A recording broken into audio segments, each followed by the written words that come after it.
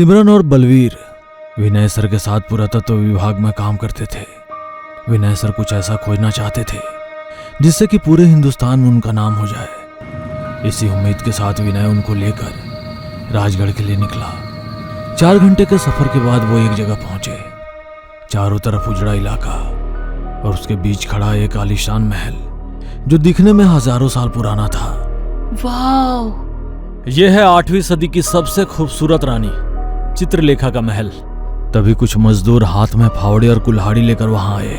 बताइए बाबूजी, कहाँ खुदाई करवाना है आपको? अंदर आइए, देखते हैं कहाँ करवानी है। जैसे ही महल का बड़ा सा दरवाजा खुला, बहुत सारे चमगादड़ उसके अंदर से निकलकर बाहर की ओर उड़ गए। वो सभी हिम्मत करके अंदर चले गए। अंदर जाने पर उन लोगों को अपने आसपास किसी की मौजूदगी एहसास हो रही थी। कभी लगता कि कोई उनके पीछे चल रहा है, तो कभी लगता कि किसी कोने से 2 खूंखार आंखें उनको घूर रही है। महल काफी बड़ा होने के बावजूद भी वहां बहुत ठंड लग रही थी। विनय सर ने अपने बैग से एक डिवाइस निकाली। ये ज्वेलर्स सर्च डिवाइस है। जहां भी हमारे पैरों के नीचे सोना चांदी या हीरे होंगे, ये वहां पर बीप करने लगेगी। विनय ने मशीन ऑन की और धीरे धीरे आगे बढ़ने लगे। फिर वो एक बड़े कमरे में पहुंचे जिसमें बीच में कदम रखते ही मशीन बीप करने लगी। उसकी रेड लाइट भी अब ब्लिंक कर रही थी। उसे देखकर विनय के चेहरे पर एक मुस्कुराहट झलक आई। यहीं खोदो, देखते हैं क्या निकलता है। उन सभी मजदूरों ने वहां खुदाई शुरू की। कुछ ही देर में एक गड्ढा खुद गया और उसके आसपास ढेर सारा मलबा इकट्ठा हो गया। धीरे धीरे उनको जमीन के नीचे अजीब सी हलचल महसूस होने लगी। सभी जल्दी से बाहर आओ। उसकी एक आवाज पर सभी मजदूर बाहर निकल आए। तभी उन्होंने देखा कई सारे बिच्छू जमीन से निकलकर ऊपर आ रहे हैं। सभी गड्ढे से दूर हट गए। बिच्छुओं की फौज गड्ढे से निकली और शोर करती हुई खिड़कियों से बाहर निकल गई। Thank God! सिमरन और बलवीर की हालत खराब हो गई थी। ऐसा लगा जैसे मौत उनके बिल्कुल करीब से गुजर गई हो। अभी वो खुद को संभालने की कोशिश ही कर रहे थे कि विनय की आंखों में खुशी नजर आने लगी। उनको गड्ढे के अंदर सफेद रंग का कुछ चमकता हुआ नजर आ रहा था। विनय ने इशारा किया तो मजदूर फिर से गड्ढे में उतरे और फावड़ा लेकर उस चीज के ऊपर से मिट्टी हटाने लगे। वो एक सफेद मार्बल का पत्थर था जिसकी लंबाई 7 फीट थी। उसने मजदूरों से इस पत्थर को हटाने को कहा। हमें तो यहाँ पर कोई कब्र लगती है साहब, इसको खोलना ठीक नहीं होगा। मैंने तुमको पैसे दिए हैं, तुम मना नहीं कर सकते। खोलो इसको अभी। ये सुनकर उन मजदूरों ने मन ही मन उसको बुरा भला कहा और फिर बड़ी मुश्किल से उस पत्थर को हटाया। उसके हटते ही दिमाग को सड़ा देने वाली बदबू उनकी नाक को आई। भागो यहाँ से, अब यहाँ रुकना ठीक नहीं है। वो सभी मजदूर चीखते चिल्लाते वहां से भाग निकले। उन तीनों ने झांक कर देखा तो वो पूरी कब्र पत्थर की बनी थी। सफेद पत्थर जिसके अंदर महारानी की लाश थी। उसने लाल कपड़े पहने हुए थे और उसके पैरों में भारी सोने की पाजेब नजर आ रही थी जिसमें बेशकीमती हीरे लगे थे। सर, महारानी के शरीर पर कोई भी गहना नहीं है, फिर पैरों में ये पाजेब क्यों? चित्रलेखा को राजा भीमसेन बहुत प्यार किया करते थे। वैसे तो महारानी के पास खजाने की कोई कमी नहीं थी, लेकिन ये पाजेब महाराज ने उनको उनकी शादी पर दी थी, इसलिए ये उनके लिए खास थी। महारानी के मरने के बाद उनके सारे गहने तो उतर गए, लेकिन इस पाजेब को कोई उतार नहीं पाया। महाराज ने भी महारानी को जलाने की बजाय उनकी एक कब्र बनाकर इसी महल में रखवा दिया था, जो हमें अब मिली है। चलो अब इसको बाहर निकालो। उन तीनों ने बड़ी मुश्किल से उसको बाहर निकाला। फिर एक ताबूत में उसको रखकर एक टेम्पो के जरिए उसको विनय के फार्म हाउस ले आए। ताबूत को एक कमरे में रखने के बाद वो तीनों ड्राइंग रूम में आकर बैठ गए। सोचा भी नहीं था कि इतनी आसानी से मैं महारानी की बॉडी को ढूंढ लूंगा। तभी सिमरन अपने हाथ में ड्रिंक्स की एक थाली लेकर आई। सर, आज खुशी का मौका है, एक एक ड्रिंक तो आज बनती है। उसके कहने पर सभी ने ड्रिंक्स के गिलास ले लिए और पीनी शुरू की। जैसे जैसे गिलास खाली होता जा रहा था, विनय की आंखें बंद होती जा रही थी। चलो सर, बेहोश हो गए, अब जल्दी से काम को अंजाम देते हैं। ठीक है चलो। वो दोनों उस कमरे में गए जिसके अंदर ताबूत रखा था। उन्होंने पहले सारी खिड़कियां बंद की और फिर ताबूत को खोला।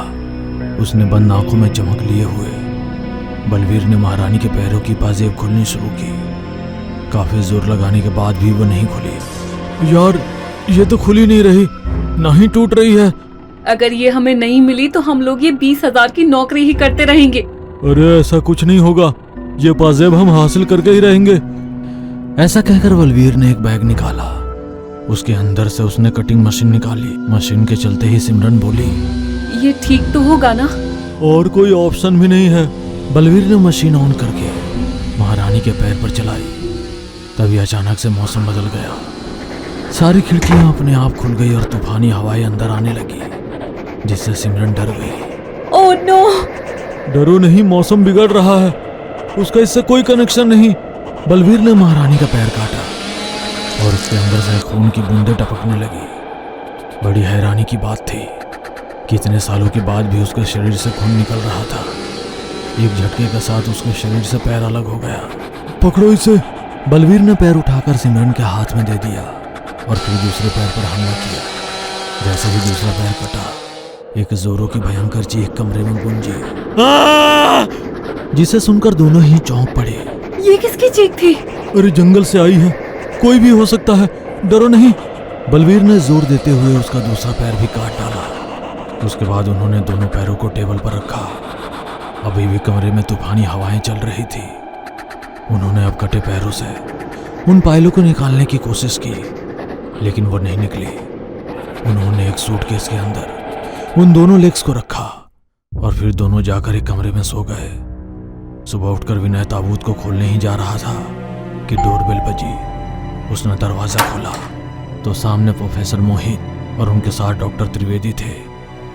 उनकी कार के साथ एक ट्रक भी वहां था। अरे सर, आप आइए आइए, आपको अपनी खोज दिखाता हूँ। इसी बीच सिमरन और बलवीर भी उठ चुके थे। वो दोनों भी आंखों में डर लिए उनके साथ हो लिए। ये देखिए सर, हमारी मेहनत का फल। ये कहते हुए विनय ने ताबूत का ढक्कन हटाया।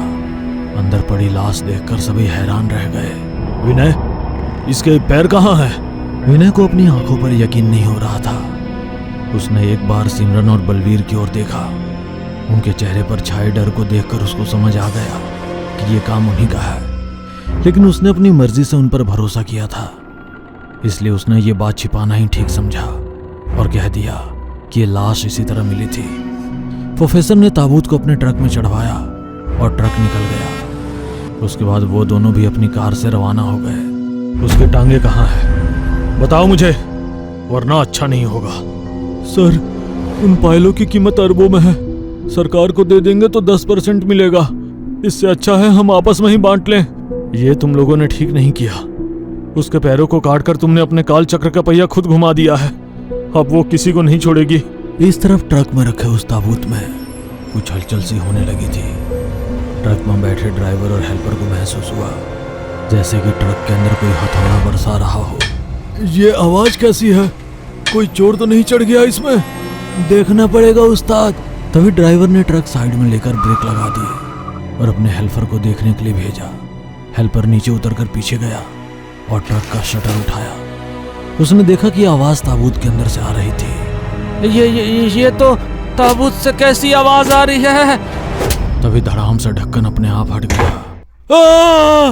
वो इतना डरा कि उल्टे कदम लेते हुए नीचे गिर गया। तभी महारानी के पैर, जिनके अंदर पंजे नहीं थे, वो बाहर निकले और वो उठ खड़ी हुई। उसकी आंखें भी बंद थी।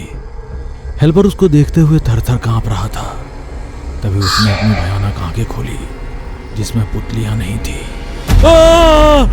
ड्राइवर को इसकी कुछ खबर नहीं थी। तभी कोई चीज उछलती हुई उनके पीछे से आई और सामने आ गिरी। अरे ये क्या आया है पीछे से अचानक? ड्राइवर ट्रक से नीचे उतरा और उसने पास जाकर देखा। वो उसके हेल्पर की कटी गर्दन थी। उसकी आंखें फटी रह गई। दिल की धड़कनें तेज हो गई। अगले ही पल उसको महसूस हुआ कि कोई उसके पास आ रहा है। उसने खड़े होकर देखा तो डर से उसकी चीख निकल गई।